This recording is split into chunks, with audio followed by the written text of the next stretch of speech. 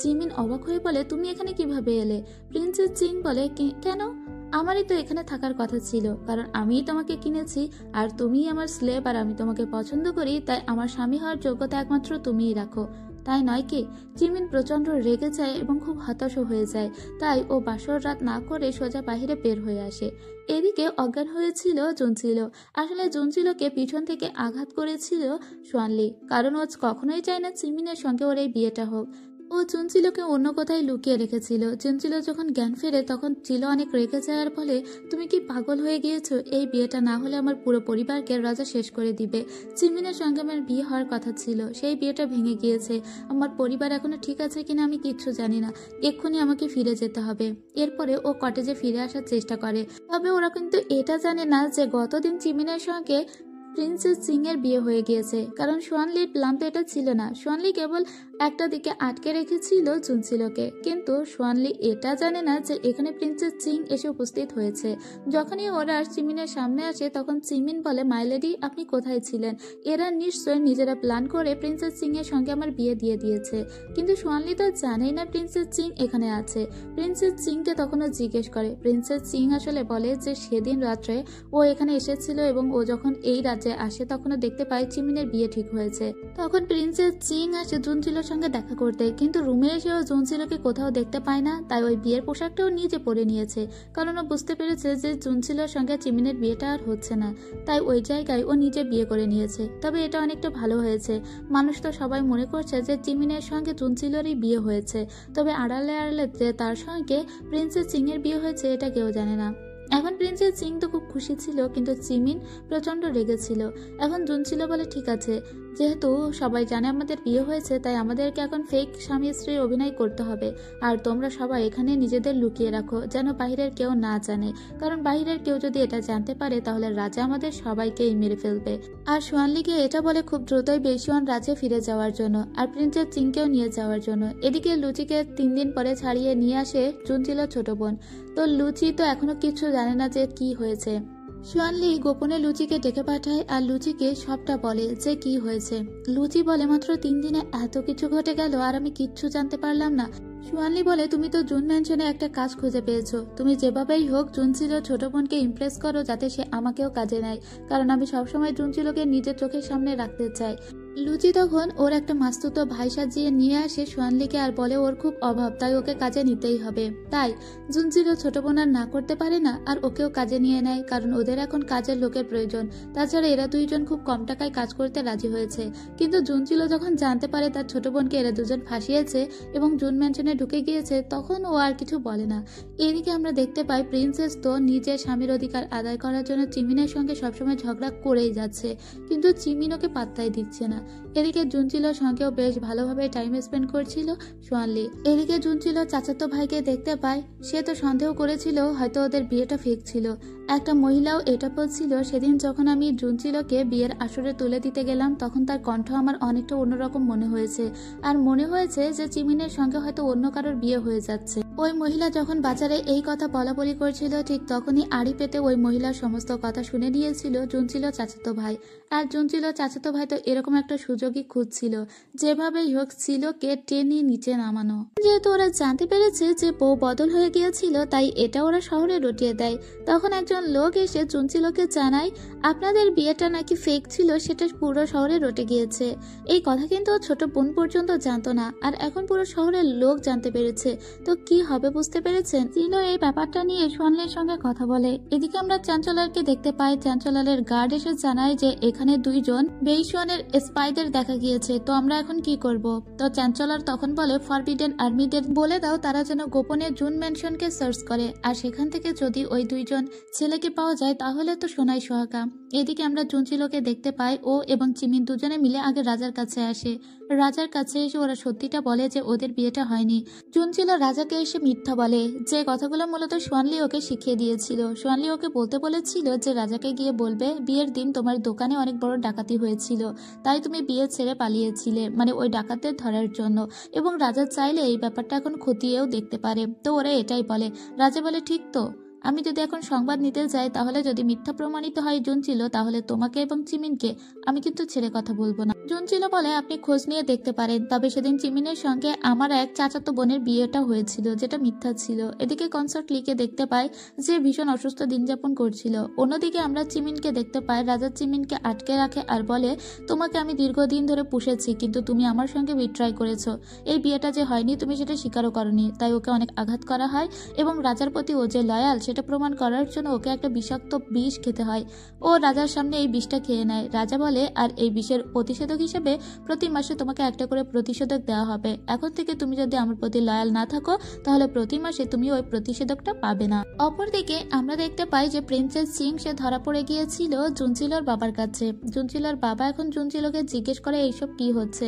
জুনচিলোর বাবাকে পুরো বিষয়টা একটু বুঝিয়ে বলে। এদিকে ওর মেজো বোনের সঙ্গে যার বিয়ে হওয়ার কথা ছিল ওই লোকটির কান ভাঙাতে লাগে ওরই চাচাতো ভাই। ওর চাচাতো ভাই বিভিন্ন কথা বলে ওকে ইমপ্রেস করার চেষ্টা করে আর জুনচিলোর পরিবারের সিক্রেট কোনো কিছু আছে কিনা এটা ওর কাছ থেকে জানতে চায়। তখন ওর মেজো বোনের ফিয়ান্সি বলে দেয় জুনচিলো বিয়ের আগে থেকে প্রেগনেন্ট হয়ে গিয়েছিল। আর এই কথা শুনে তো ওর চাচাতো ভাইয়ের চোখ বড় বড় হয়ে যায় এবং ও সত্যি এটা এক্সপেক্ট করেনি। এদিকে আমরা আবার জুনচিলোকে এবং সোয়ানলিকে দেখতে পাই। জুনচিলো সোয়ানলিকে এসে বলে তুমি এখনো ফিরে কেন যাচ্ছ না? তুমি দেখছো না তোমাদের জন্য এখানে কত সমস্যার সৃষ্টি হচ্ছে? তাই আমি চাই তুমি এখান থেকে ফিরে চলে যাও। এদিকে চিমিনকে দেখি চিমিন ভীষণ অসুস্থ হয়ে যখন বাসায় ফেরে তখন ওর জন্য অপেক্ষা করছিল প্রিন্সেস সিং। প্রিন্সেস সিং যখন চিমিনের এই অবস্থা দেখে তখন ও প্রচন্ড রেগে যায় আর বলে তোমাদের রাজাকে আমি শেষ করতে যাচ্ছি, কিন্তু চিমিন ওকে আটকে দেয়। এরপরে প্রিন্সেস সিং এটাও বুঝতে পারে রাজা ওকে একটা বিষাক্ত বিষ খাইয়েছে। চিমিন বলে যে কোনো বিষই হোক না কেন আমি এটার প্রতিষেধক অবশ্যই তৈরি করব। পরদিন সকালবেলা দেখতে পাই ইয়াননান শহরে একটা বড়সড় মিটিং হচ্ছিল। এটা ছিল মূলত বিজনেস মিটিং, কে কত অর্ডার পাবে সেইটা নিয়ে মিটিং। তো এখানে তো জুনচিলো স্বাভাবিকভাবে জিতেই যাচ্ছিল। তখনই ওর চাচা বলে ওঠে জুনচিলো যে বিবাহের আগে প্রেগনেন্ট ছিল। এরকম একটা নষ্টা মেয়ের কাছে কখনোই কোনো অর্ডার যেতে পারে বলে আমার মনে হয় না। জুনচিলো অবাক হয়ে যায়। তার থেকে সব থেকে বেশি অবাক হয়ে গিয়েছিল সোয়ানলি, কারণ সোয়ানলি এই প্রথমবারের মতো জানতে পারছে যে জুনচিলোর গর্ভে ওরই সন্তান। তো এখন জুনচিলোর সম্মান রক্ষার্থে সোয়ানলি ওর হাতে থাকা একটা পাথর ছুঁড়ে দেয় ওর চাচাতো ভাইয়ের দিকে, কারণ ওর চাচাতো ভাই একটু বেশি বাড়াবাড়ি করছিল। তাতে ওর চাচাতো ভাই ওখানে পড়ে যায়। ক্ষণিকের ভিতরে এখান থেকে সমস্ত মানুষ চলে যায়। জুনচিলোকে নিয়ে সোজা সোয়ানলি অন্য একটা জায়গায় চলে আসে আর জুনচিলোকে জিজ্ঞেস করে তোমার গর্ভে আমার সন্তান, অথচ তুমি আমাকে একবারও বলার প্রয়োজন মনে করনি, বরং বারবার আমাকে দূরে ঠেলে দিচ্ছ। বারবার বলছো যেন আমি ফিরে যাই। তাহলে তোমাকে আর তোমার যে সন্তান তার দায়িত্ব কি আমার নয়? ওটা তো আমারও সন্তান।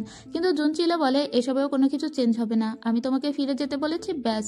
তুমি এখানে থাকলে ঝামেলা বাড়বে, তাই আমি চাই তুমি বেইসুয়ান রাজ্যে ফিরে যাও। জুনচিলোর এই কথা শুনে খুব রাগ হয়ে যায় সোয়ানলির। তখন লুচি এসে জানায় যে ওদের পরিচয় ফাঁস হয়ে গিয়েছে এবং চ্যান্সেলর তার ফরবিডেন আর্মিদের পাঠিয়ে দিয়েছে ওদের দুজনের খোঁজ করার জন্য। এদিকে জুন ম্যানশনে কিন্তু তখনও পর্যন্ত প্রিন্সেস সিং এবং হিজিয়াও ছিল। তাই তো লুচিকে সোয়ানলি বলে ওদের দুজনকে পালাতে বলো, আর যখনই ফরবিডেন আর্মিরা চলে আসবে তখন ফরবিডেন আর্মিদের দৃষ্টি অন্যদিকে করার জন্য আমরা ওদেরকে ডিস্ট্রাক্ট করতে থাকবো। এদিকে ফরবিডেন আর্মি অলরেডি চলে এসেছিল। গোপনে ওরা জুন ম্যানশনের দিকেই যাচ্ছিল, কিন্তু লুচি তো আগে থেকেই খবর পেয়ে গিয়েছে, তাই ওদেরকে ডিস্ট্রাক্ট করার জন্য এরা ধরা দেয়। এদিকে হিজিয়াও এই ব্যাপারটা বুঝতে পেরে প্রিন্সেস সিংকে নিয়ে এখান থেকে অন্যত্র পালিয়ে যায়, কারণ জুন ম্যানশন এখন একদম সেফ ছিল না। অন্যদিকে ওরা দুজন একটা ভাঙা কটেজে গিয়ে ওঠে। ওই বাড়ির সামনে যখন সমস্ত আর্মিরা গিয়ে উপস্থিত হয় তখন ওরা বোঝে যে ওই দুজন ছেলে ঘরের ভিতরেই লুকিয়েছে। তাই ওরা দুইজন ঘরের ভিতরে আর্মি পাঠিয়ে দেয়, যাদের দুইজনকে সোয়ানলি এবং লুচি যাওয়ার সঙ্গে সঙ্গে মেরে ফেলে। তখন এখানকার আর্মিরা ওদের দিকে ধনুক দিয়ে নিক্ষেপ করতে থাকে, যেটা পুরো বাড়িটাকে জ্বালিয়ে দেয়। ঠিক এরপরে এই সমস্ত ঘটনা জানতে পারে জুনচিলো। জুনচিলো তখন ওই পোড়া বাড়িটার দিকে এগিয়ে যেতে থাকে এবং ওর মনে মনে ভয় হচ্ছিল যে এটা আর কেউই নয়, এটা মনে হয় সোয়ানলি এবং লুচি আটকে পড়েছে। জুনচিলো যা সন্দেহ করেছিল ঠিক তাই হয়েছে। তখন ওই দুইটা লাশ নিয়ে যাওয়া হয়। তখন একটা লাশের ভিতর থেকে একটা চাবুক পড়তে দেখে জুনচিলো। এটা দেখে জুনচিলোকে আর ঠেকায় কে? জুনচিলো সত্যি সত্যি মনে করে ওরা দুইজন মারা গিয়েছে, কিন্তু ওদের দুজনের কারোর মুখ দেখানো হয় না। জুনচিলো কান্নায় ভেঙে পড়ে এবং ওর ভীষণ আফসোস হতে লাগে। ও বারবার সোয়ানলিকে বলেছিল চলে যেতে, তবে সোয়ানলিকে তো এটা বলেনি দুনিয়া ছেড়েই চলে যেতে। ও তো শুধু বলেছিল ইয়াননান শহর ছেড়ে যেতে। এখন ও প্রচন্ড অসুস্থ হয়ে যায় এবং অজ্ঞান হয়ে যায়। আবারও ডক্টর দেখা হয়। ডক্টর ডাকার সাথে সাথে এবার ওর বাবাও জানতে পারে জুনচিলো প্রেগনেন্ট। এবার ওর বাবাকে অন্য সবাই বুঝিয়ে বলে যে সোয়ানলি এই বাচ্চার বাবা।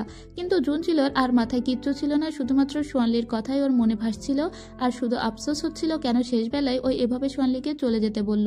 এরপরে ও গোপনে রাত্রেবেলা চিমিনকে সঙ্গে নিয়ে দেখা করতে আসে হিজিয়াও এবং প্রিন্সেস সিং এর সঙ্গে। তখন হিজিয়াও বলে আপনি কিছু মনে করবেন না, আমি জানি মাস্টার আর নেই, কিন্তু মাস্টার আপনার জন্য যা কিছু করেছে সে সবকিছুর প্রতিদান হয় না। তখন ও হিজিয়াওকে জিজ্ঞেস করে, নিশ্চয়ই তোমাদের ব্যাকআপ কোনো প্ল্যান ছিল, তাই না? হিজিয়াও বলে, আমাদের কোনো ব্যাকআপ প্ল্যান ছিল না, আমরা নিজেরাই এখন ভীষণ হার্টব্রোকেন। তবে আজকে কিছু কথা আমি আপনাকে বলতে চাই। সেদিন আপনি যখন পাহাড় থেকে ঝাঁপ দিয়েছিলেন তখনই বুঝেছি যে আমাদের মাস্টার আপনাকে ঠিক কতটা ভালোবাসে। একদম পাগলের মতো হয়ে গিয়েছিল। এবং এই যে রেড বিন ব্রেসলেটটা তার হাতে ছিল, এই ব্রেসলেটটার দিকে দিনের পর দিন তাকিয়ে থেকেছে। ইভেন সে জমিনকে বিয়ে করতে চায়নি, তার কিন্তু আরো একটা প্ল্যান ছিল আপনাকে বিয়ে করার। আপনি তাকে ভুল বুঝেছিলেন। আমরা তখনই বুঝতে পেরেছি যে আপনাকে সে কতটা ভালোবাসে, কিন্তু আপনি তার ভালোবাসার মূল্যায়নটুকু করলেন না। এখন সমস্ত ভুল বোঝা যায় জুনচিলোর মনে হয় সে থাকতে কোনো মর্যাদাই দেয়নি।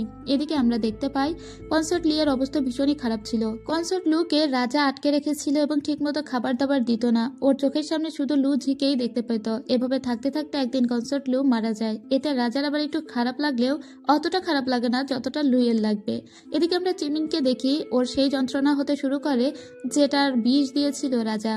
কিন্তু রাজা এই মাসে চিমিনকে এই বিষের প্রতিষেধক দেয়নি, তাই চিমিনের অবস্থা খুব খারাপ লাগে। তো প্রিন্সেস ওকে যতটুকু পারে হেল্প করে আর ওকে জড়িয়ে ধরে ওই রাত্রে শুয়ে থাকে। পরের দিন সকালবেলা আমরা জুনচিলোর চাচাতো ভাইকে দেখতে পাই, যে আবারও জুনচিলোর সঙ্গে ঝামেলা করার জন্য উঠে পড়ে লেগেছিল এবং অনেক কথা শোনাচ্ছিল। ঠিক সেই মুহূর্তে দেখা যায় কেউ একটা ওর দিকে ঢিল ছুঁড়ে মেরেছে এবং ওই পাথরটার দিকে তাকিয়ে জুনচিলো বুঝতে পারে এরকম করে ঢিল তো ছুড়তো কেবলমাত্র সোয়ানলি। তাহলে কি সোয়ানলি বেঁচে আছে? জুনচিলোর মন বলছিল সোয়ানলি মারা যায়নি, আর সত্যি সত্যি তাই হয়েছে। ও তখন ওদের সবাইকে একদিকে রেখে সোজা বাজারের ভিতরে বেরিয়ে পড়ে জুনচিলো সোয়ানলিকে খোঁজার জন্য। কিন্তু চারিদিকে এত খোঁজাখুঁজি করেও ও কোথাও সোয়ানলিকে দেখতে পায় না। তখনই ও উপরের দিকে তাকায় আর মনে হয় সোয়ানলি ওর সঙ্গে লুকোচুরি খেলছে। এবার ও উপরে চলে আসে আর সোয়ানলি ওকে দেখা দেয়। সোয়ানলিকে দেখা মাত্র ও সোয়ানলিকে গিয়ে জড়িয়ে ধরে কাঁদতে কাঁদতে বলে, আমি তোমাকে চলে যেতে বলেছিলাম, তাই বলে তুমি এভাবে চলে যাবে আমি ভাবতেই পারিনি। সোয়ানলি ওকে বলে, আমি অনেক দুঃখিত, কিন্তু আমি তোমার কাছে আসতে পারিনি, সে সময় আমাকে লুকিয়ে লুকিয়ে থাকতে হয়েছিল। জুনচিলো ওকে জিজ্ঞেস করে, কিন্তু তুমি কিভাবে বেঁচে ফিরলে? তখন ও বলে, আসলে সেদিন আমরা যখন ওই রুমের ভিতরে আটকা পড়ে গিয়েছিলাম তখন ওখানে দুইজন আর্মিকেও আমরা মেরে ফেলেছিলাম। যখন চারিদিকে আগুন জ্বলছিল তখনই আমি একটা সিক্রেট কক্ষ ওপেন করি। আমি দেখতে পেয়েছিলাম ওই রুমের ভিতরে একটা সিক্রেট চেম্বার রয়েছে। লুচি আর আমি ওই পথ দিয়ে পালিয়ে গিয়েছিলাম, ওরা আমাদের আর দেখতে পায়নি। এভাবেই আমরা পালিয়ে এলাম। আর ওই যে দুজন আর্মি মরে পড়েছিল ওদের দুজনকে আমাদের কস্টিউম পরিয়ে দিয়ে এসেছিলাম, আর সেজন্য মনে হয়েছিল যে আমরা মরে গিয়েছি। এই টাইমে দেখা যায় এদের দুজনকে ওদের বাবা এবং দুই বোন দেখে ফেলেছে। আর ওদের বাবা তো কখনোই মেনে নেবে না সোয়ানলিকে। ওর বাবা জুনচিলোর উপর খুব রাগারাগি করতে লাগে। জুনচিলো তখন সমস্ত সত্যি কথা বলে ওই সোয়ানলি। এদিকে আমরা হিজিয়াওকে দেখতে পাই। সে যখন জানতে পারে লুচি এবং সোয়ানলি বেঁচে আছে ও ভীষণ খুশি হয়। আর প্রিন্সেস চিং তো প্রচন্ড খুশি হয়েছে। প্রিন্সেস চিং আসলে নিজের ভাইয়ের মতো করেই ভালোবাসে সোয়ানলিকে, আর সোয়ানলিও প্রিন্সেস চিংকে একদম বোনের মতো করেই দেখে। তবে এদিকে আমরা আরেকটা ঘটনা জানতে পারি, আর তা হলো জুনচিলোর বাবা মনে করে সোয়ানলি তার পা ভেঙে দিয়েছিল, আর সেজন্য জুনচিলোর বাবা সোয়ানলিকে একদম পছন্দ করে না।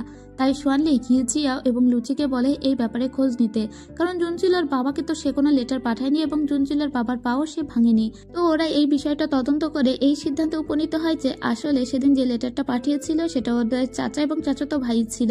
আর এখন সমস্ত প্রমাণও জুনচিলোর হাতেই আছে, আর এই প্রমাণ জোগাড় করে দিয়েছে সোয়ানলি। এখন সবাইকে ডেকে জুনচিলো সবার সামনে ওর চাচাতো ভাই এবং চাচাকে প্রচন্ড অপমান করে আর বলে যে জুনচিলো এতদিন মনে করতো তার চাচা এবং চাচাতো ভাই শুধু তাদের উপর জেলাস, কিন্তু জুনচিলো ভাবেইনি যে তার চাচা এবং চাচাতো ভাই তাদেরকে প্রাণে পর্যন্ত মেরে ফেলতে চায়। যেহেতু তারা প্রাণে মারতে চেয়েছে এবং সমস্ত প্রমাণই এখন আছে, তাই তাদের উচিত শিক্ষা হওয়া উচিত। এখন তার চাচা তার পায়ে পড়ে, মানে জুনচিলোর পায়ে পড়ে আর ছেলের জীবন ভিক্ষা চায়, কিন্তু কেউ তাদের জীবন ভিক্ষা দেয় না, বরং এখানে পুলিশ আসে আর ওদের দুজনকেই ধরে নিয়ে চলে যায়। এদিকে আমরা লুকে দেখি, লু অনেকদিন ধরেই শিশাং রাজ্যে লুকিয়ে আছে, আর আজকে সে কনসার্ট লিয়ের পছন্দের একটা ঘুড়ি আঁকছিল। ঠিক তখনই ওদের উদ্দেশ্যে একটা লেটার আসে। দংইন ওই লেটারটা পড়ে জানতে পারে কনসার্ট লি মারা গিয়েছে। দংইন এই কথাটা লুকে জানায় না, কিন্তু লু বুঝতে পারে। কিছুক্ষণ পরে লুয়ের হাতে থাকা তুলিটাও থেমে যায়। লু বলে, আমি এতদিন নিজেকে এজন্য লুকিয়ে রেখেছি যাতে কনসার্ট লি বেঁচে থাকে, কিন্তু ওরা কনসার্ট লি কেউ বাঁচতে দিল না, এর প্রতিশোধ আমি নিবই। এদিকে আমরা সোয়ানলিকে দেখতে পাই। সোয়ানলি দেখা করতে এসেছিল জুনচিলোর বাবার সঙ্গে, জুনচিলোর বাবাকে ম্যানেজ করতে, কারণ জুনচিলোর বাবা ওকে পছন্দ করে না। তো ও এসে জুনচিলোর বাবাকে সমস্ত কথা খুলে বলে কিভাবে ওদের প্রেমের সূচনা হয়েছে এবং ও কতটা ভালোবাসে জুনচিলোকে। ও সবসময় জুনচিলোকে প্রোটেক্ট করতে চায়। তো ওর বাবা এখন আর কোনো অমত করে না আর তুমি যদি আমার চিলোকে সত্যি এত ভালোবেসে থাকো তাহলে আমার তোমার প্রতি কোনো ক্ষোভ নেই। এবং সে ছোটবেলায় ছিল যে ডায়াগ্রামটা বিক্রি করে দিয়েছিল সেটার কথাও জানাই, কারণ তাদের ফ্যামিলি তখন অনেক অবস্থা খারাপ ছিল। তো আর কোনো ভুল বোঝাবুঝি থাকে না চিলোর সঙ্গে এবং সোয়ানের সঙ্গে। এদিকে আমরা লুকে দেখতে পাই, লু তো তার সমস্ত লোকজন নিয়ে এখন হামলা করবে বলে সিদ্ধান্ত নিয়েছে। রাজাকে কোনোভাবেই বাঁচিয়ে রাখবে না। তখন দঙিন বলে, কিন্তু মাস্টার, এটা আপনি ভুল করবেন, কারণ আপনার কাছে যথেষ্ট লোক নেই। লু বলে, আমার যে লোক আছে আমি তাই দিয়েই ঝাঁপিয়ে পড়বো, এবং আমি কোনোভাবেই রাজাকে ছাড়বো না, কারণ সে কনসার্ট লিকে কথা দিয়েছিল ভালো রাখবে, কিন্তু শেষ পর্যন্ত সে কনসার্ট লিকেও ভালো রাখতে দিল না। আর আমি তো বেঁচেই আছি কনসার্ট লি এর জন্য, তাহলে আজকে যদি আমি মরেও যাই তবুও তার আগে আমি আগের রাজাকে শেষ করবো। এদিকে দঙিন মনে মনে বলে, আর আমি তো আপনার জন্য বেঁচে আছি। এদিকে রাজার কাছে একটা চিঠি পাঠিয়ে দিয়েছিল সোয়ানলি। সেখানে লিখেছে যে আমি এখন থেকে ইয়ান্নান শহরে থাকতে চাই, আর উৎপ্লাটের পথ থেকে আমি নিজেকে সরিয়ে নিলাম। এখন থেকে আপনি আপনার রাজ্য সামলান। এতে রাজা প্রচন্ড রেগে যায়। রাজা এটাও জানতে পেরেছে যে প্রিন্সেস সিংকং এখানে এসে বিয়ে করেছে। তাই তো রাজা বলে, ঠিক আছে, সোয়ানলি যদি ফিরতে না চায় না ফিরুক, ওকে ছাড়া আমার চলবে না নাকি? আমার রাজ্য ঠিকই চলবে। এদিকে এদের দিনকাল তো বেশ ভালোই যাচ্ছিল, কিন্তু এখন ইয়ান্নান শহরের রাজা জানতে পারলে কুরুক্ষেত্র বেঁধে যাবে। সোয়ানলি জুন ম্যানশনে আজকে একটা ফেস্টিভ্যালের আয়োজন করে। ওরা সবাই মিলে অনেক মজা করে। এদিকে চিমিন কিন্তু প্রিন্সেসকে ভালো না বাসলেও আস্তে আস্তে প্রিন্সেসের প্রতি তার টুকরো টুকরো মায়ার সৃষ্টি হচ্ছিল। এদিকে লুচি প্রেমে পড়ে গিয়েছে জুনচিলোর ছোট বোনের, যার নাম জিয়াং। জিয়াংকে ও জিজ্ঞেস করে, আচ্ছা জিয়াং, তোমার কেমন ছেলে পছন্দ? জিয়াং বলে, আমার তেমন ছেলে পছন্দ যে অনেক হ্যান্ডসাম হবে, যে আমাকে প্রোটেক্ট করবে আর ঘর জামাই থাকবে। এটা শুনে লুচি বলে, ঘর জামাই? কিন্তু আমি তো ঘর জামাই থাকতে পারবো না। এটা অবশ্য মনে মনেই বলেছিল। এদিকে আবার আমাদের চ্যান্সেলরকে দেখানো হয়। চ্যান্সেলরের সঙ্গে তখন তার গার্ড দেখা করতে এসেছিল। তার গার্ড এসে জানায়, আমরা যে দুইজন স্পাইকে মারার জন্য ফরবিডেন আর্মি পাঠিয়েছিলাম, আমি খোঁজ নিয়ে জানতে পেরেছি তারা আসলে বেঁচে আছে, এবং তারা হয়তো জুন ম্যানশনের আশেপাশেই আছে। এতে চ্যান্সেলর রেগে যায়, বলে, এবার তো আমাদের সমস্ত জিনিস ফাঁস হয়ে যাবে, শীঘ্রই যাও আর ওদের দুইজনকে মেরে ফেলার চেষ্টা করো। ঠিক তখনই আমরা চিমিনকে দেখতে পাই। চিমিন এসে বলে, চ্যান্সেলরের যে গার্ড ছিল সেই গার্ড হঠাৎ নাকি মারা গিয়েছে এবং সে নাকি সুইসাইড করেছে। তখনই ওরা চ্যান্সেলরের বাড়িতে আসে। এসে দেখে সেই গার্ডকে আসলেই মেরে ফেলা হয়েছে, কিন্তু কেসটা এমন করে সাজানো হয়েছে যে সে আত্মহত্যা করেছে। জুনচিলো বলে, আসলে চ্যান্সেলরের সমস্ত গোপন তথ্য এই গার্ড জানতো, সেজন্য হয়তো চ্যান্সেলরই প্ল্যান করে তার এই গার্ডকে মেরে ফেলেছে। আমাদেরকে এ ব্যাপারে আরো একটু খতিয়ে দেখতে হবে। সেজন্য ওরা এই ব্যাপারটা নিয়ে ইনভেস্টিগেট করতে শুরু করে। এদিকে জুনচিলোর মেজো বোনের যে ছেলের সঙ্গে বিয়ে ঠিক হয়েছিল সেই ছেলেকে ডাকা হয়, আর ওর সঙ্গে সমস্ত রকমের এঙ্গেজমেন্ট সবকিছু অফ করে দেওয়া হয়, এবং এতে ওর মেজো বোন খুশি হয়েছিল, কারণ ওরকম ছেলের সঙ্গে সম্পর্ক না থাকাই ভালো। এদিকে আমরা এদের তিনজনকে দেখতে পাই। এরা তিনজন মূলত চ্যান্সেলরের গার্ড কিভাবে মারা গেল সেটার খোঁজ করতে করতে আরো একজন গার্ডের কাছে এসে পৌঁছায়, আর এখান থেকে জানতে পারে চ্যান্সেলরই আসলে ওই লোককে মেরেছে। তখন এরা তিনজন ওই গার্ডকে বলে দেয়, তুমি একটু নজর রাখবে চ্যান্সেলরের উপর, যে ভিতরে ভিতরে সে কোনো কিছু করছে কিনা। ওই গার্ডও তখন এদের হয়ে কাজ করতে শুরু করে, কারণ চ্যান্সেলরের যে গার্ড মারা গিয়েছে সে হলো এই গার্ডের অনেক কাছের লোক ছিল। এদিকে আমরা চিমিনকে দেখি। চিমিন ভিতরে ভিতরে ভীষণ ভালোবাসত জুনচিলোকে, কিন্তু যখনই ও জুনচিলো আর সোয়ানলিকে একসঙ্গে দেখে তখন ওর সমস্ত চিন্তা ভাবনা ডুবে যায়। এরপরে ওরা যখন বাড়িতে আসে তখন চ্যান্সেলরকে নিজেদের বাড়িতেই দেখতে পায়। এখন জুনচিলো ভাবে চ্যান্সেলর কেন ওদের বাড়িতে এসেছে। আসলে চ্যান্সেলর এটা পরীক্ষা করতে এসেছে জুনচিলো আসলে প্রেগনেন্ট কিনা, এবং কোনো একটা ভাবে ও জুনচিলোর হাত ধরে পরীক্ষাও করে নেয় যে জুনচিলো আসলে প্রেগনেন্ট। এতক্ষণ লুকিয়ে ছিল সোয়ানলি। সোয়ানলি যখন এই কথা জানতে পারে, সোয়ানলি এসে জুনচিলোর বাবাকে বলে, চ্যান্সেলর গিয়ে যদি রাজাকে বলে দেয় যে ও প্রেগনেন্ট, তাহলে হয়তো রাজা ভাববে জুনচিলো একজন বিট্রয়ার এবং সে ইয়ান্নান শহরের প্রতি বা দেশের প্রতি লয়াল নয়। সোয়ানলি বলে, আমি রাজার কাছে যাব এবং সমস্ত ঘটনা খুলে বলবো, এটাও বলবো এই বাচ্চার বাবা আমি, আর এতে জুনচিলোর কোনো দোষ ছিল না, যা দোষ আমারই। এরপরে ওরা রাজার উদ্দেশ্যে মানে রাজার সঙ্গে দেখা করবে বলে যেতে লাগে। অন্যদিকে আমরা লুকে দেখতে পাই। লু তার যত আর্মি ছিল সমস্ত আর্মিদের নিয়ে শিশাং রাজ্য থেকে বেইশুয়ান রাজ্যের উদ্দেশ্যে রওনা দেয়। তখনই দঙিন আসে আর বলে, মাস্টার, আমি শেষ পর্যন্ত আপনার পাশে থেকেই লড়াই করতে চাই, তাই প্লিজ আমাকে আপনার সঙ্গে নিয়ে চলুন। অন্যদিকে আমরা দেখতে পাই সেই লোকটিকে মানে সেই গার্ডটিকে। সে চ্যান্সেলরকে সবসময় নজরে নজরে রাখতো। তো চ্যান্সেলরের যেটা স্টাডি রুম ছিল তার ভিতরে একটা সিক্রেট চেম্বার ছিল। লোকটি দূর থেকে সেটা আবার লুকিয়ে লুকিয়ে দেখে এবং এই চিঠি এক্ষুনি লিখে পাঠিয়ে দেয় জুনচিলোর উদ্দেশ্যে। অন্যদিকে আমরা প্রিন্সেস চিংকে দেখি। এ জানতে পারে যে একই সঙ্গে সুয়ান আর জুনচিলোর রাজার সঙ্গে দেখা করতে গিয়েছে, তাই ওর সোজা এখন লুচিকে খুঁজতে চলে আসে। এদিকে আমরা লুচিকে দেখতে পাই। এ জুনচিলো ছোট বোনের সঙ্গে ভাব নিচ্ছিল। জুনচিলো ছোট বোনকে ওই এটা বলে যে তোমার তো 3টা রিকোয়ারমেন্ট আছে, একটা হলো তোমার হ্যান্ডসাম স্বামী লাগবে, যে তোমাকে প্রোটেক্ট করবে, কিন্তু তোমার 3 নম্বর রিকোয়ারমেন্টটা মানে ঘর জামাই কেন থাকতে হবে, এই রিকোয়ারমেন্টটা আমি ফুলফিল করতে পারবো না। তখন জিয়াং বলে, কে বলেছে আমি তোমাকে পছন্দ করি? লুচি তখন বলে, মানে তুমি আমাকে পছন্দ করো না? তুমি অন্য কারোর কথা বলছিলে? জিয়াং তখন কিছু বলে না। লুচি বলে, মানেটা কি? আমি তো ভেবেছিলাম তুমি আমার কথাই বলছিলে। আমি জানি তুমি আমার কথাই বলছিলে, অন্য কেউটা আবার কে? জিয়াং তখন বড্ড লজ্জা পায়, দুজনেরই হার্টবিট ফাস্ট হয়ে যায়। ঠিক তখন প্রিন্সেস চিং এখানে লুচিকে ডাকতে চলে আসে আর লুচিকে বলে, আমি শুনেছি ওরা দুজন নাকি রাজার সঙ্গে দেখা করতে গিয়েছে, চিমিনও আছে ওদের সঙ্গে, আমাকেও নিয়ে চলো। এদিকে রাজার কাছে এসে এরা সমস্ত কিছু বলে দেয় আর সমস্ত দোষ গিয়ে পড়ে চিমিনের উপর। মানে রাজা বলে যে, চিমিন তুমি আমার লোক, তারপরে এত কিছু জানার পরেও তুমি আমাকে কিচ্ছু বলনি। এদিকে সোয়ানলি বলে, আপনি ক্ষমা করবেন, সমস্ত দোষ আমাদের, জঞ্জিল বা চিমিনের কোনো দোষ নেই। তখন এখানে প্রিন্সেস চলে আসার পরে, এখন থেকে চিমিন তো আমার হাজব্যান্ড, তাই আপনি চাইলেও চিমিনের সঙ্গে কিচ্ছু করতে পারবেন না, তাহলে বেইসুয়ান রাজ্য আপনাকে ছেড়ে কথা বলবে না। যাই হোক, রাজা এখন 3 দিন সময় দেয় এদেরকে এই রাজ্য ছেড়ে বেইসুয়ান রাজ্যে চলে যাওয়ার জন্য। তো এই কথায় রাজিও হয়ে গিয়েছিল সোয়ানলি। সোয়ানলি বলে, এখন শান্তির জন্য আমাদের চলে যেতে হবে, কিন্তু তার আগে বেইসুয়ান রাজার কাছে চিঠি পাঠাতে হবে। এদিকে সবাই চলে যাওয়ার পরেও রাজা চিমিনকে আটকে রেখেছিল। রাজা চিমিনকে বলে, তুমি আমার সঙ্গে এত বড় বিশ্বাসঘাতকতা করলে, আমি তো ভেবেছিলাম হয়তোবা তুমি আমার প্রতি লয়াল, কিন্তু না। এখন আমার একটাই কথা, তা হলো হয় তুমি সোয়ানলিকে মেরে ফেলবে, আর না হলে জুনচিলোর গর্ভে যে বাচ্চা আছে তাকে মেরে ফেলবে। কারণ ওই বাচ্চার জন্ম হওয়ার পরে জুনচিলো যদি ওকে এখানকার সমস্ত রকমের আর্টস অ্যান্ড ক্রাফট শিখিয়ে দেয়, তাহলে তো আমরা বিপদে পড়বো। আমি কোনোভাবেই সেটা চাই না। হয় তুমি সোয়ানলিকে মেরে ফেলবে, না হলে জুনচিলোর বাচ্চাকে। এখন তুমিই দেখো কি করবে। চিমিন আসলেই ভীষণভাবে ফেসে গিয়েছিল। চিমিন এখন বাড়িতে আসে আর এদের দুজনকে বলে, আপনারা আগামী কালকের আগে সমস্ত কিছু গুছিয়ে ফেলবেন। আমি আপনাদের দুজনকেই বেইসুয়ান রাজ্যে পৌঁছে দিয়ে চলে আসব, কারণ এখানে থাকলে আপনারা বাঁচতে পারবেন না।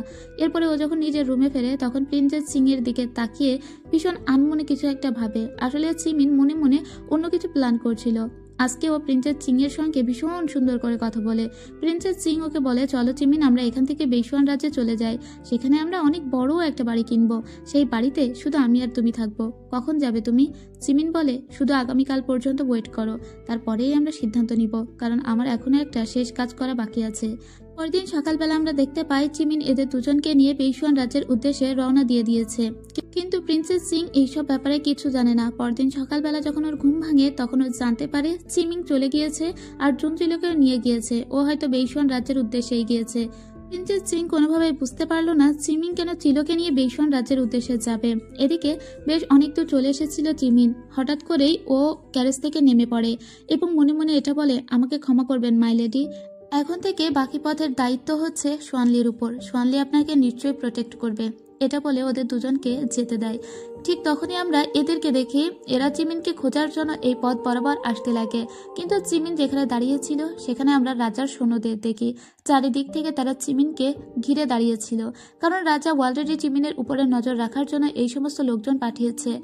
চিমিন এখন ওদের সঙ্গে প্রাণপণ লড়াই করতে থাকে। চিমিন জানেও বাঁচবে না, আর সেজন্যই তো ওদের দুজনকে এভাবে ছেড়ে দিল। কিন্তু কিছু দূর যাওয়ার পরে এরা দুইজন বুঝতে পারে যে চিমিন এই গাড়ি থেকে অনেক আগেই নেমে গিয়েছে। চিলো তখন বলে, নিশ্চয়ই চিমিন কোনো বিপদে আছে, এক্ষুনি ফিরে চলো। তাই ওরা উল্টো ইয়ান্নানের দিকে আবারও ফিরতে শুরু করে এবং খুব দ্রুতই চিমিন যেখানে ছিল ওরা সেখানে ফিরে আসে, কিন্তু চিমিনকে ওরা বাঁচাতে পারে না। তার আগেই চিমিনকে মেরে নিচে ফেলে দেওয়া হয়েছিল। তখন ওই পথ দিয়ে সোজা দৌড়ে আসতে দেখি প্রিন্সেস চিংকে। প্রিন্সেস চিং এসে আগে চিমিনকে ধরে প্রচন্ড কাঁদতে লাগে আর বলে, কেন এরকম করলে? তুমি তো আমাকে কথা দিয়েছিলে আমাকে নিয়ে বেইসুয়ান রাজ্যে ফিরে যাবে, ওখানে আমরা দুইজন সারা জীবন একসঙ্গে থাকবো, আমরা একটা বাড়ি কিনবো। এরপরে নিজের কাছে থাকা কিছু ঔষধ ও চিমিনের গালে দিয়ে বলে, এগুলো খাও, কিন্তু চিমিন খায় না। তখন চিমিন ওর কাছে থাকা একটা টোকেন বের করে বলে, তুমি এই টোকেনটা চিলোর হাতে দিয়ে দিও। তখন চিমিন বলে, তুমি এখনো জুনচিলোর কথাই ভাবছো, কিন্তু আমার কি হবে? তুমি জুনচিলোকে বাঁচানোর জন্য নিজের জীবন দিতে বসেছো, কখনো তুমি আমার কথা একটুও ভাবনি। আমি তোমাকে ছাড়া কিভাবে বেঁচে থাকবো? চিমিন তখন চোখের সামনে দেখে জুনচিলো এবং সোয়ানলি ওর দিকে এগিয়ে আসছে। যখন এখানে জুনচিলো চলে আসে, অলরেডি চিমিন মারা গিয়েছিল, আর চিমিনকে এভাবে মরতে দেখে প্রচন্ডভাবে ভেঙে পড়েছিল জুনচিলো। ও ভীষণ কাঁদতে লাগে, কিন্তু প্রিন্সেস চিং এর তো একদম হৃদয় জ্বলে যাচ্ছিল। প্রথম থেকে যেভাবে ও চিমিনকে রক্ষা করে এসেছে এবং চিমিনকেও যত ভালোবেসেছে, সেই সমস্ত স্মৃতিগুলো ওর মনে পড়ে। ভালোবাসার মানুষকে হারানোর যন্ত্রণা আসলে কতখানি তা আমরা হয়তো বুঝবো না, কারণ খুব কম মানুষই তার ভালোবাসার মানুষকে এভাবে হারায়। যাই হোক, আমার চিমিনের জন্য ভীষণ খারাপ লাগছিল, তার চেয়েও প্রিন্সেস চিং এর জন্য বেশি খারাপ লাগছিল। একতরফা মেয়েটি কতই না ভালোবেসে গেল। এদিকে আমরা ইয়ান্নানের রাজাকে দেখতে পাই। শয়তান রাজার কাছে এসে তার ইউনাক জানায় যে জিমিন মারা গিয়েছে। জিমিন তার জীবন দিয়ে জুনচিল এবং সোয়ানলিকে বাঁচিয়ে রেখে গিয়েছে, তাই আপনি চাইলেও এখন তাদেরকে আর মারতে পারবেন না। কিন্তু জুনচিল ভীষণ ক্যালকুলেটিং, তাই সে আবারও ইয়ান্নান রাজ্যে ফিরে এসেছে। তার মানে সে এখন আপনার প্রতি লয়াল। এদিকে আমরা চিলোকে দেখতে পাই। চিলোর কাছে সেই লোকের যে চিঠিটা এসেছিল, সেই চিঠিতে সে বলে দিয়েছে চ্যান্সেলরের রুমে একটা সিক্রেট চেম্বার আছে। চিলো বলে ওই লোকের জন্যই চিমিন মারা গিয়েছে, কারণ ওই লোক যদি না জানতে পারতো আমি প্রেগনেন্ট, তাহলে আজকে চিমিনকে এভাবে বলি দিতে হতো না নিজের জীবন। এদিকে আমরা রাজকুমারীকে দেখতে পাই। রাজকুমারী ঘুমের ঘরে স্বপ্ন দেখছিল ওর জন্য চিমিন ওয়েট করছে, আর ও চিমিনের জন্য ওয়েট করছে। আর এই প্রথম ওর স্বপ্নের ভিতরেই ওরা দুজন দুজনকে কিস করে। এটা আসলেই দরকার ছিল, এত ভালোবাসলো কিন্তু বেচারে কিচ্ছু পেল না। স্বপ্নের ভিতরে এটুকুই সান্ত্বনা। এদিকে লুচিকে দেখতে পাই। লুচি চেক করার জন্য সেই সিক্রেট চেম্বারে এসেছিল। এখানে এসে ওরা অনেক সোনা গহনা এবং এখানে একটা ডায়াগ্রাম পর্যন্ত দেখতে পায়। মূলত এই সমস্ত কিছু শিকলান থেকে এখানে পাচার করা হয়েছে। আর এই সেই ডায়াগ্রাম, যে ডায়াগ্রামটা এখান থেকে প্রায় 12-13 বছর আগে বানিয়েছিল চিলো, আর সেটা এই লোকই সংগ্রহ করে রেখেছে এবং এই লোকই বিক্রি করেছিল বেইসওয়ান রাজ্যে। পরদিন সকালবেলা চ্যান্সেলরকে ধরার জন্য রাজার আর্মিদের নিয়ে হাজির হয়েছিল জুনচিলো এবং সোয়ানলি। চ্যান্সেলর তো প্রথমে ভীষণ ভাব দেখাচ্ছিল, কিন্তু যখনই চিলোর হাতে একটা টোকেন দেখে এবং যেটা ছিল রয়্যাল টোকেন, তখন ওই লোকের সমস্ত হাওয়া ফুস হয়ে যায়। এবার বাচ্চাধন তুমি পালাবে কোথায়? তোমার জন্য চিমিন মারা গিয়েছে। মনে হচ্ছিল এই লোককে একদম ফাটিয়ে দিই। তারপরেও এই বুড়ো এসে রাজার সামনে বলে আমি ইনোসেন্ট, আমার গার্ডই সমস্ত কিছু করেছে, আমি কিচ্ছু জানতাম না। মানে যে গার্ডকে মেরে ফেলেছে তার উপর সমস্ত দায় চাপানোর চেষ্টা এখন। জুনচিলো বলে আপনি কি আমাদের বোকা পেয়েছেন? আমরা সমস্ত কিছু তৈরি করে এখানে এসেছি এবং আপনার গার্ডের রেখে যাওয়া সমস্ত লেটার সমস্ত কিছুই আছে, যেখানে আপনার অপকর্ম সব লেখা আছে। এখন ওই লোক আর কিচ্ছু বলতে পারে না এবং ও যে বেইসওয়ান রাজ্যে ডায়াগ্রামটা বিক্রি করেছিল সেই কথাটাও বলে দেয়। ব্যাস, ওই লোককে তখন কারাগারে নিয়ে যাওয়া হয় আর কিছুদিনের ভিতরেই ফাঁসি দেওয়া হবে। কিন্তু জুনচিলোর সঙ্গে সোয়ানলিও যে অংশগ্রহণ করেছে, যখন রাজা এটা জানতে পারে তখন রাজা জুনচিলোর উপর রেগে যায় আর বলে তোমাকে কেউ ওই রয়্যাল টোকেনটা ইউজ করতে বলেছে, নিশ্চয়ই চিমিন ওটা রেখে গিয়েছে। আর তাছাড়া বারবার তুমি ইয়ান্নান শহরের পলিটিক্সের ভিতরে আউটসাইডারদের জড়াচ্ছ, কিন্তু কেন এটা করছো? ঠিক তখনই এখানে চলে আসে সোয়ানলি আর বলে ওর কোনো দোষ নেই, সমস্ত দোষ আমার। আমি বেইসওয়ান রাজ্যের উলফ লর্ড ছিলাম, কিন্তু সেটা আমি আগেই ছেড়ে দিয়েছি শুধু জুনচিলোকে প্রোটেক্ট করব বলে আর এই শহরেরও শান্তি বজায় রাখবো বলে। কিন্তু আপনি যদি জুনচিলোর কোনো ক্ষতি করার চেষ্টা করেন তাহলে বেইসওয়ান রাজ্য আপনাকে ক্ষমা করবে না আর কখনোই শান্তি চুক্তি হবে বলে আমার মনে হয় না। এখন আপনার পাশে কোনো লোকও নেই, আপনার কোনো লয়াল লোকই নেই, তো আপনি কাদের উপরে ভরসা করবেন এখনো ভেবে দেখুন। তাছাড়া জুনচিলো কখনোই বিশ্বাসঘাতকতা করেনি, ওর পূর্ণ হৃদয় দিয়ে ওই ইয়ান্নানকে ভালোবাসে আর ইয়ান্নানকে রক্ষা করতে চায়। রাজা তখন বুঝতে পারে যে এদের সঙ্গে ঝামেলা করে লাভ নেই। রাজা বলে ঠিক আছে, তুমি এখানে থেকে যেতে পারো এবং তোমাদের দুজনকেও আমি একসঙ্গে থাকতে দিব, তবে আমাদের ভিতরে কোনো ঝামেলা হবে না, মানে দুই দেশের ভিতরে কোনোই ঝামেলা হবে না। যাই হোক, রাজা যখন পারমিশন দিয়েই দিয়েছে ওরা তখন একসঙ্গে থাকতেই পারবে। ঠিক তখনই আমরা দেখতে পাই প্রিন্সেস পাগল হয়ে গিয়েছে। মানে ও এতটাই শোকাহত যে ইতোমধ্যে মারা গিয়েছে চিমিন সেটা ওর মাথাতেই নেই। ও এখন ফিরে যেতে চায় বেইসওয়ান রাজ্যে এবং ও সোয়ানলিকে বলছে চিমিন কোথায়, ওকে ডেকে নিয়ে আসো, আমি ওর সঙ্গে করে নিয়ে যাব। মানে ভীষণ শকড হয়ে ওই স্মৃতিটুকু ও একদম ভুলে গিয়েছে। তাই ওরা কেউ চিমিন যে মারা গিয়েছে এই জিনিসটা ওকে মনে করানোর চেষ্টা করে না এবং বলে ঠিক আছে আমরা আগামীকালই চলে যাব বেইসওয়ান রাজ্যে। এদিকে চিমিন হিজিয়াওকে এসে বলে তুমি এখন প্রিন্সেসকে নিয়ে ফিরে যাও এবং দেখো যে ওই রাজ্যের কি অবস্থা। এরপরে আমরা চিমিনের উদ্দেশ্যে এদের সবাইকেই কিছু শ্রদ্ধাঞ্জলি দিতে দেখি। এখানে প্রচন্ড কষ্ট হচ্ছিল চিমিনের প্রতি জুনচিলোর, কিন্তু যে মানুষটা চলে গিয়েছে তাকে তো আর কোনো কিছুর বিনিময়ে ফিরে পাওয়া সম্ভব নয়। এদিকে লুচি একটা লেটার এনে বলে যে শিশাং ছেড়ে বেইসওয়ান রাজ্যের উদ্দেশ্যে লু রওনা দিয়েছে এবং সে নাকি রাজাকে অ্যাটাক করার চেষ্টা করছে কারণ কনসার্টলি মারা গিয়েছে। এটা শোনার সাথে সাথে রাজা যে বিপদে আছে এই কথাটা বুঝতে পারে সোয়ানলি। তাই সোয়ানলি এই কথাটা এসে জানায় জুনচিলোকে আর বলে ওকে বেইসওয়ান রাজ্যে ফিরে যেতে হবে। যদিও ও এখন বেইসওয়ান রাজ্যের কোনো কিছুতে থাকতে চায় না, কিন্তু তারপরেও ওর তো কিছু রেসপন্সিবিলিটি আছে। আর জুনচিলো বলে আমি চাই তুমি ফিরে যাও, সেখানকার সমস্ত কিছু সামলে তারপরে তুমি আমার কাছে আসবে, কারণ আমি কখনোই চাই না আমি যাকে ভালোবাসি যে আমার হাজব্যান্ড সে ইরেসপন্সিবল হোক। এরপরে আমরা দেখতে পাই লুচিকে এগিয়ে দিতে এসেছিল জুনচিলো ছোট বোন জিয়াং। জিয়াংকে দেখে লুচি বলে তুমি আমাকে সি অফ করতে এসেছো। জিয়াং বলে এত বেশি নিজেকে ফ্ল্যাটার করিও না, ঠিক আছে। লুচি বলে কিন্তু আমি ভেবে দেখেছি তোমার ওই 3 নম্বর সত্যটার কথা, ঘর জামাই থাকা। ঠিক আছে, আমি বেইসওয়ান রাজ্যে যাব, কিছু কাজ মেটাবো, তারপরে চলে আসবো আর তোমাকে ধুমধাম করে বিয়ে করে নিয়ে যাব। ঠিক আছে, শুধু তুমি আমাকে একটু সময় দাও আর আমার জন্য একটু ওয়েট করো। এরপরে এরা দুজন সবার কাজ থেকে বিদায় নিয়ে চলে যায় এবং জুনচিলোর বাবা বলে দেয়, যেহেতু আমি তোমাদের আটকে রাখতে পারবো না, তাই তোমরা নিজেদের খেয়াল রেখো। যাওয়ার আগে জুনচিলোর কপালে এসে ছোট করে একটা চুমু খেয়ে যায় সোয়ানলি আর বলে, নিজের খেয়াল রেখো। এরপরে ও চলে যায়। কি আর করা, এদের খুব মন খারাপ হলেও কিছু করার নেই। এদিকে রাজার কাছে আসে জুনচিলো আর বলে, আমি আপনার জন্য নতুন একটা ডায়াগ্রাম বানিয়ে নিয়ে এসেছি। আর যেহেতু এখন থেকে ইয়ান্নান এবং বেইসওয়ান রাজ্যের ভিতরে সমস্ত কিছু ব্যবসা বাণিজ্য খুব ভালোভাবেই চলছে, তাই আমি চাই বেইসওয়ান রাজ্যের বর্ডারে যেতে এবং ওখান থেকে আমাদের সমস্ত জিনিসপত্রগুলো সাপ্লাই করতে। আর রাজা তখন বলে, ঠিক আছে, তুমি যেতে পারো এবং আমি চাই তোমাদের ভালোবাসার পথে বাধা না হতে। তোমরা দুজন দুজনের সঙ্গে ভালো থাকো, আমার তাতে কোনো সমস্যা নেই, যতক্ষণ তুমি আমার এই দেশের প্রতি লয়াল থাকছো। তো জুনচিলো এখন বেইসওয়ান রাজ্যের বর্ডারের উদ্দেশ্যে রওনা দিয়ে দেয়। এদিকে আমরা জমিংকে দেখি যে বর্ডারটাকে সবসময় গার্ড দিত। এই বর্ডার এলাকায় ভীষণ ডাকাতি হতো। জমিং ভীষণ রেগে যায় আর সমস্ত ডাকাতদের আজকে একাই মেরে ফেলে। জমিং কোনো ছেলের থেকে কম যেত না, সেও একজন গ্রেট জেনারেল, একজন ওম্যান জেনারেল। এদিকে আমরা রাজাকে দেখতে পাই। রাজা যখন জানতে পারে লু তাকে মারার জন্য এদিকেই আসছে, রাজা বলে, কি ও এখনো বেঁচে আছে? ও না সেই কারাগারেই মারা গিয়েছিল? এত বড় ধোকা। রাজা প্রচন্ড রেগে যায় আর লুকে মারার জন্য একদম পুরো যুদ্ধক্ষেত্রে চলে আসে। কিন্তু লু এতটা অ্যাগ্রেসিভ হয়ে পড়েছিল যে রাজা কোনোভাবেই লুয়ের সঙ্গে আজকে পেরে উঠবে না। লু ওকে বলে, আমি ভীষণ ভালোবাসতাম ফাঙ্গিনকে, শুধু ওর জন্যই আমি শিশাঙে গিয়েছিলাম, কিন্তু তারপরেও তুমি আমাদের ভালো থাকতে দাওনি। যেহেতু ও মরেছে তাই তোমাকেও মরতে হবে। এরা দুইজন যখন প্রচুর ফাইট করছিল তখন রাজা অলরেডি হেরে যায়। লু ওকে মারতেই যাবে, ঠিক তখনই পিছন থেকে আমরা দেখতে পাই অলরেডি চলে এসেছে উলফ লর্ড সোয়ানলি। সোয়ানলি এসে ওর যে চাবুকটা ছিল সেটা দিয়ে আটকে দেয় লুকে আর বলে, লু তুমি এটা কি করছো? এভাবে তুমি দেশের প্রতি বিশ্বাসঘাতকতা করতে পারো না আর রাজাকে মারতে পারো না। রাজা তখন সোয়ানলিকে বলে, ওকে মেরে ফেলো। লু তখন হাসতে থাকে আর বলতে থাকে, ও ফাঙ্গিনকে মেরে ফেলেছে, যে মানুষটাকে আমি সব থেকে বেশি ভালোবাসতাম। তুমি সোয়ানলি আজকে যদি আমাকে আটকাতে চাও কোনোভাবেই আটকাতে পারবে না, কারণ আমি আজকে শিওরলি ওকে মেরেই ফেলবো।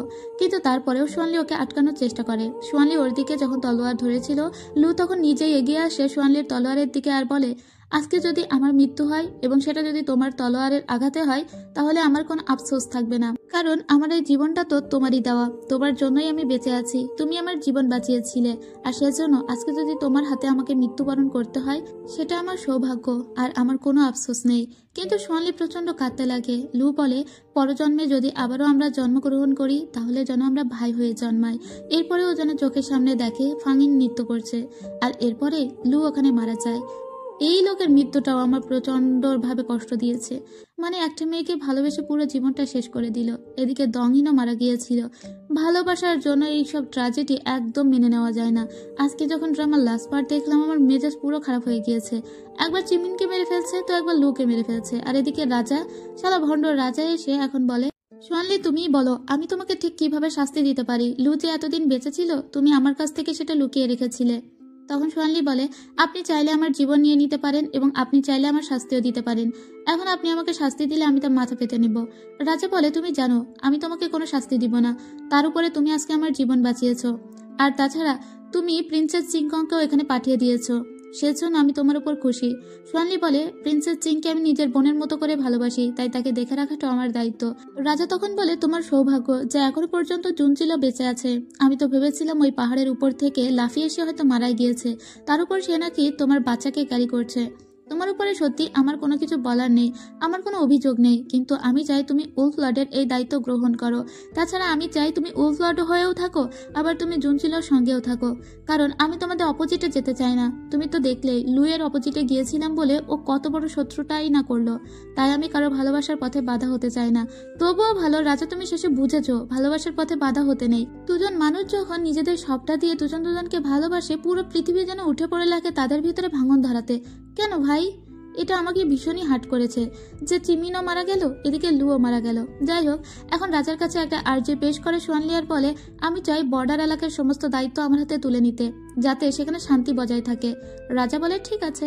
এদিকে আমরা বর্ডারে দেখতে পাই জুনজিলোকে। জুনজিলো এখানে ঘুরছিল ভীষণ শান্তভাবে, কারণ এখানে আগের মতো আর ডাকাতি রাহাজানি হয় না, বরং এখানকার মানুষজন বেশ ভালোভাবেই বেঁচে আছে। যেহেতু জুনজিলো বর্ডারে এসেছে তাই তো ওর সোয়ানলির সঙ্গে দেখা হয়। সোয়ানলি বলে আমি জানতাম তুমি এখানে আসবে। ও সোয়ানলিকে বলে লুচি কোথায়, তোমার সঙ্গে দেখছি না যে। লুচিকে দেখবে কিভাবে, সে তো ইয়াননান শহরে চলে এসেছে। এবং সে এসে সোজা জিয়াংকে জড়িয়ে ধরে আর বলে আমি তোমাকে কথা দিয়েছিলাম না আমি ফিরে আসবো, দেখো আমি ফিরে এসেছি, এবার আমাদের দুজনকে কেউ আলাদা করতে পারবে না। জুনজিলো তো ভীষণ খুশি হয়েছিল, কারণ ওদের সবাই ভালোবাসার পূর্ণতা পাচ্ছে। এদিকে জুনজিলো আবার জিজ্ঞেস করে সোয়ানলিকে তুমি জানলে কিভাবে যে আমি এখানে এসেছি। সোয়ানলি বলে তুমি আমার স্ত্রী, তাই আমি খুব ভালোভাবে তোমার চিন্তা ভাবনাগুলো পড়তে পারি। জুনজিলো বলে আমাদের তো টুইন বেবি হবে, তাই আমি চাই তাদের একজন আমার দীক্ষায় বড় হোক আর অন্যজন তোমার দীক্ষায়, মানে একজন বেইসুয়ান রাজ্যের মতো করে বড় হোক আর একজন ইয়ান্নান রাজ্যের মতো করে বড় হোক। জুনজিলো নিজের মন থেকে এটা চেয়েছে আর সোয়ানলিকে এটার বিরুদ্ধে কিছু বলতে পারে, তাই সোয়ানলি ওটা অ্যাকসেপ্ট করে নেয় আর দুজনকে কিস করে নেয়। আর এর সাথে সাথে এই ড্রামার গল্প শেষ হয়ে যায়। তো শেষ পর্যন্ত ড্রামাটা আপনাদের কেমন লাগলো তা কিন্তু অবশ্যই জানাবেন। শেষে এসে তো আমার মেজাজ পুরো গরম হয়ে গিয়েছে, কারণ চিমিনকে কেন মেরে ফেললো। আমার চিমিনের প্রতি ভীষণ মায়া লাগছিল। ছেলেটা ভীষণ সুন্দর, আর তাছাড়া ওকে সবসময় আমি এরকম সেকেন্ড লিডেই দেখতে পাই, কিন্তু একতরফা ভাবে ছেলেটি ভালোই বেসে যায় খালি। এখানে অ্যাঞ্জেলা বেবির সঙ্গে এই ড্রামাটা আর আরেকটা ড্রামায় লুসির সঙ্গে দেখেছিলাম, যেখানে ও একতরফা লুসিকেই ভালোবেসে যায়, কিন্তু লুসি তার মাস্টারকে ভালোবাসতো। যাই হোক, আমি ওকে মেইন কোনো রোলে দেখতে চাই। আর লুইয়ের জন্য খুব খারাপ লেগেছে, কিন্তু রানীর সঙ্গে ওর কখনোই এক হওয়ার ছিল না। আসলে তখনকার পৃথিবী তো আর এখনকার মতো সহজ ছিল না, তাই ভালোবাসার ব্যাপারটাও সহজলভ্য ছিল না। ভালোবাসার মানুষের সঙ্গে পূর্ণতা পাওয়াটাই যেন বড় প্রাপ্তি হয়ে থাকতো মানুষের কাছে। লুইয়ের জন্য ভীষণ খারাপ লেগেছে, কিন্তু চিমিন চাইলেই কিন্তু তার সারাটা জীবন কাটাতে পারত প্রিন্সেস সিং এর সঙ্গে। তবে ইয়ান্নান শহরের রাজা এটা হতে দিল না, এর জন্য এই রাজার উপরে আমার প্রচন্ড মেজাজ খারাপ হয়ে গিয়েছে। তাছাড়া নায়ক নায়িকারও যদি শেষে স্যাড এন্ডিং হতো, সারা রাত আমাকে কাঁদতে কাঁদতেই কাটাতে হতো। এই ছিল এভারলাস্টিং লঙ্গিং ড্রামার গল্প। তো এই গল্প যদি আপনাদের বিন্দু পরিমাণ মনে দাগ কেটে থাকে, অবশ্যই কিন্তু একটা লাইক কমেন্ট করে জানাবেন। আর যারা চ্যানেলে একদম নতুন তারা প্লিজ এই চ্যানেলটিকে সাবস্ক্রাইব করে পাশে থাকবেন। আজ এ পর্যন্তই, সবাই ভালো থাকবেন, সুস্থ থাকবেন, টাটা, খোদা হাফেজ।